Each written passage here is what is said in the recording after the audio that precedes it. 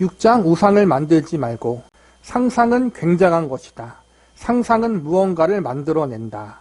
상상력이 없는 사람은 무언가 결핍된 사람이다. 그러나 모든 좋은 것이 그런 것처럼 상상도 변질될 수 있다. 현실을 멀리하고 몽상만 좋아한다면 상상은 변질되어 파멸을 초래하는 길이 될 것이다. 다른 사람을 실제 그 사람과 다르게 상상하면 문제가 발생한다. 그것은 인간 관계에 적용되는 일이지만 우리와 하나님의 관계에도 적용된다. 상상하는 건 좋은 거예요. 상상력이 우리에게 필요해요. 그러니까 상상이 있기 때문에, 꿈이 있기 때문에 발전도 하고 어떠한 것을 만들어내기도 하잖아요. 상상은 하나님이 우리에게, 인간에게만 주신 그러한 뛰어난 능력이에요. 그런데 그 상상도 변질될 수 있다는 거예요. 몽상이 될 수 있고 잘못된 상상으로 말미암아 서로 간의 관계가 깨어질 수도 있다. 근데 그건 인간과 인간 사이에만 그런 것이 아니라 하나님과 우리 사이에서도 그렇다는 거예요. 하나님과 우리 사이에서 잘못된 상상에 끼어들게 되면 그것이 우상 숭배가 되어질 수 있고 잘못된 신앙이 될 수 있다는 거예요. 하나님에 대한 상상, 우리는 하나님에 대해 어떻게 생각해야 하는가? 하나님은 모든 면에서 우리의 이해를 뛰어넘으시기 때문에 우리는 하나님을 제대로 상상할 수 없다. 그리고 우리가 하나님에 대해 상상한 어떤 것도 감히 믿어서는 안 된다. 우리 정신에 내재된 타락한 습관이 하나님을 왜곡할 수 있기 때문이다. 죄는 너희가 하나님과 같이 된다는 유혹에 반응하면서 싹텄다. 하나님과 같은 수준이 되고자 했으나 그 결과는 오히려 하나님을 우리 수준으로 끌어내리는 것이 됐다. 실제로 하나님이 우리 수준으로 강등되었다는 불경스러운 얘기가 아니다. 우리의 상상이 그 정도밖에 되지 않는다는 말이다. 제2계명에서 너는 나 외에는 다른 신을 두지 말라. 이 2계명의 말씀 속에는 우상 숭배에 대한 부분도 이야기하지만 동시에 잘못된 하나님에 대한 상상을 하지 말라는 거예요. 우리 멋대로 하나님은 이러한 분이실 거야. 하나님은 이렇게 생겼어. 하나님은 이런 일을 하셔라고 혼자 상상해서 나만의 하나님을 만들지 말라는 거예요. 우리는 죄인이기 때문에 우리 스스로 하나님에 대해서 알 수 없고 우리 스스로 알고자 할 때 변질되고 잘못된 하나님을 만날 수밖에 없다는 거예요. 그래서 상상을 통해서 인간의 이성을 통해서 하나님을 만나는 것이 아니라 성경 말씀을 통해서 하나님이 우리에게 내가 이러한 하나님이다라고 계시해서 알려주신 것만 알면 된다는 거예요. 제2계명은 너를 위하여 새긴 우상을 만들지 말고 어떤 형상도 만들지 말라이다. 이 계명은 많은 신들을 섬기지 말라는 것이 아니라 참 하나님을 인간이나 동물 등 열등한 존재나 그 비슷한 분으로도 상상하지 말라는 것이다.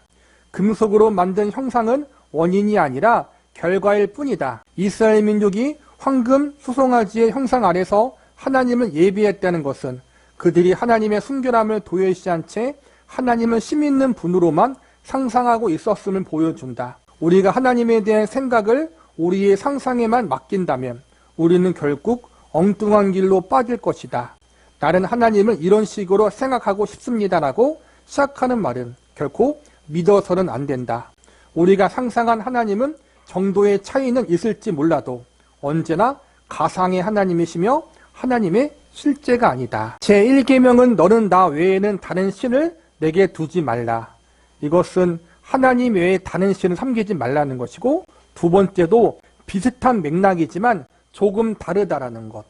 그것은 우리가 생각하고 상상하고 경험한 하나님을 진짜 하나님으로 여기면 안 된다는 거예요. 애굽에서 이스라엘 백성들이 출애굽하고 모세가 시내산에 올라가서 십계명을 받기 위해서 40일 동안 가 있잖아요. 그때 이스라엘 백성들이 모세가 안 내려오니까 두려운 거예요. 걱정이 되는 거예요. 모세가 죽었나? 모세가 안 내려오는데 어떻게 우리가 광야에서 살아갈 수 있지? 그런 걱정을 하면서 백성들이 모여서 아론에게 가서 하나님을 만들어 달라 그래요. 하나님을. 그래서 만들어낸 하나님이 금송아지였어요. 금송아지가 다른 신이 아니라 그들이 생각했던 하나님이 금송아지였다라는 거예요. 자기들이 생각할 때 하나님이 금송아지와 같은 그러한 분으로 여겼던 거예요. 자기들이 생각해낸 하나님을 금송아지로 표현했고, 그것을 하나님은 분노하셨고, 그것 때문에 이스라엘 백성들을 심판하셨잖아요. 믿는 사람들이 하나님을 믿는데 자기 스스로 멋대로 하나님에 대한 상상과 하나님에 대한 생각을 해서 성경에 나오지 않는 가짜 하나님, 잘못된 하나님을 만드는 것, 그걸 조심하라는 거예요. 그 중에 첫 번째는 어떠한 형상을 만들어 놓고 그것을 하나님처럼 여기는 것이고, 어떠한 형상은 없지만 교회를 다니는 우리들이 내가 상상하고 있는 하나님을 만들어낼 때가 있잖아요. 혹은 신비한 경험을 하고 나서 천국에 갔다 왔다, 꿈에서 하나님을 만났다, 환상 중에서 주님을 봤다라고 해서 자기가 경험한 것에 대한 하나님을 만들어 놓은 사람도 있어요. 이게 죄라는 거예요, 죄. 하나님은 결코 우리가 상상할 수 있는 분이 아니에요. 우리가 알 수 있는 하나님은 성경 말씀을 통해서만 알 수 있다는 거예요. 바르게. 성경 말씀을 통해서 만난 하나님, 그 하나님이 진짜 하나님이고, 왜냐하면 하나님이 성경 말씀을 통해서 성령 하나님이 성경을 쓴 거잖아요. 그분의 영이신 성령님이 쓴 것이기 때문에 가장 정확하고, 그분이 그분 자신을 알려준 거기 때문에 가장 올바르다라는 거예요. 그러므로 우리 스스로 생각하고 경험하고 체험한 하나님을 만들어내지 마시고 성경 말씀을 통해서 하나님을 만나고 그 하나님을 바르게 믿는 우리가 되어야 한다는 거예요. 하나님의 실제, 어떤 사람의 생각이 잘못되었음을 지적했는데 그 뒤에도 그 사람이 당신 말을 듣지 않고 여전히 같은 실수를 반복한다면 어떨까? 정말 화가 나지 않을까? 하나님은 자신의 손길과 마음을 우리에게 보여주셨다. 성경에 기록된 하나님의 말씀과 행동으로, 그리고 모든 면에서 하나님의 형상인 예수 그리스도, 곧 하나님의 성육신하신 아들이 지상에서 보낸 삶으로 그분은 우리에게 그 손길과 마음을 보여주셨다. 그런데도 하나님이 알려주신 것에 우리가 조목하지 않는다면 하나님은 얼마나 화가 나겠는가. 성부 하나님의 속성은 전적으로 예수와 같으시다. 이 말은 이제까지 들은 것 중 가장 굉장한 소식이다. 그러나 우리는 이 사실에 주목하고 있는가? 두렵게도 주목하지 않은 것 같다. 우리는 다시 상상의 날개를 펼친다. 구약 전체가 설명하는 하나님의 모습과 우리의 상상 속의 예수님의 모습이 일치하지 않는다고 생각한다. 당신은 예수를 어떤 분으로 생각하는가? 성경 전체에 나타나는 하나님의 모습과 마찬가지로 예수 안에도 죄인들을 불쌍히 여기심, 죄를 싫어하심, 고난을 받으심, 능력을 펼치심, 화를 더디내심, 엄격하게 심판하심이 동시에 드러난다.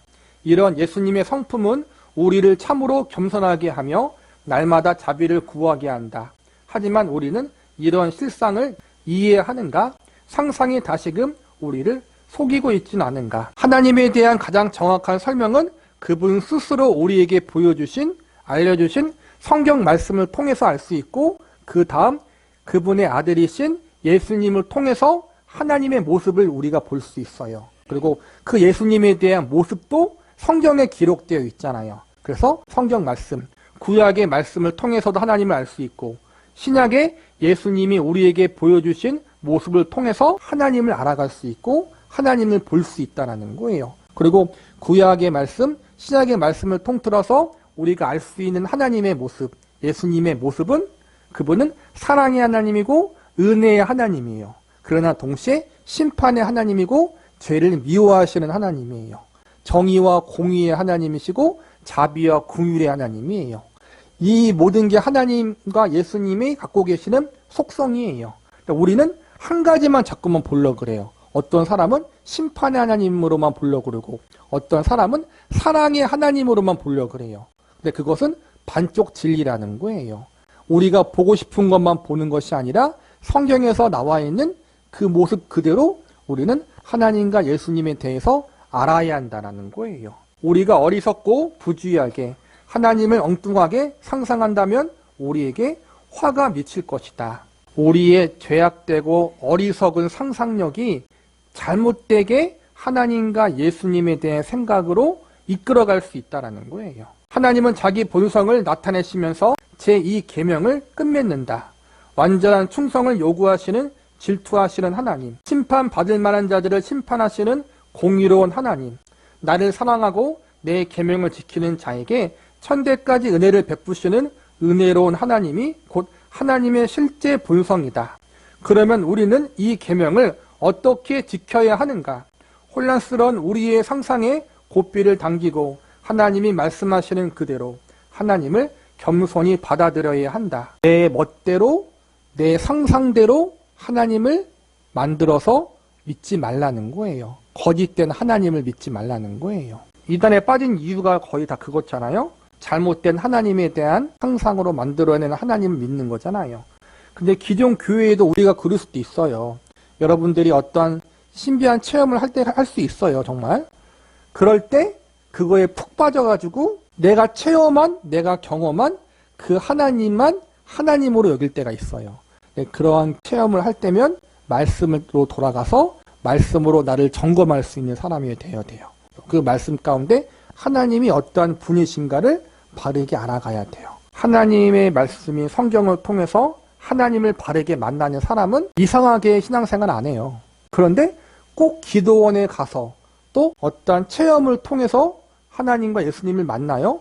그러면은 신앙생활이 약간 이상해져요. 신비한 체험과 어떠한 경험을 통해 만났다면 바로 말씀을 통해서 점검하면 되는데 그 말씀을 통해서 점검하기보다는 내 체험이 너무 크니까 그것에 집중하다 보니까 잘못된 하나님에 대한 형상을 만들어 내 마음 가운데. 그래서 이렇게 하는 게 하나님이 좋아하실 거야. 이렇게 하는 게 하나님의 뜻일 거야 라고 내가 스스로 기준을 만들어서 스스로 신앙생활을 하게 되는 거예요. 그렇게 되면 100% 이상하게 신앙생활을 하는 거예요. 하나님의 은혜를 이야기하고 사랑을 이야기해요. 그런데 그 삶의 모습을 보면은 성경적이지 않아요. 그래서 우리는 늘 성경으로 돌아가야 돼요. 성경으로. 왜냐하면 성경이 하나님의 특별 계시고 우리가 믿고 따라야 할 유일한 기준이에요. 유일한 기준. 제 말을 듣는 게 아니라 성경 말씀을 기준으로 해서 우리가 신앙생활을 해야 된다는 거예요.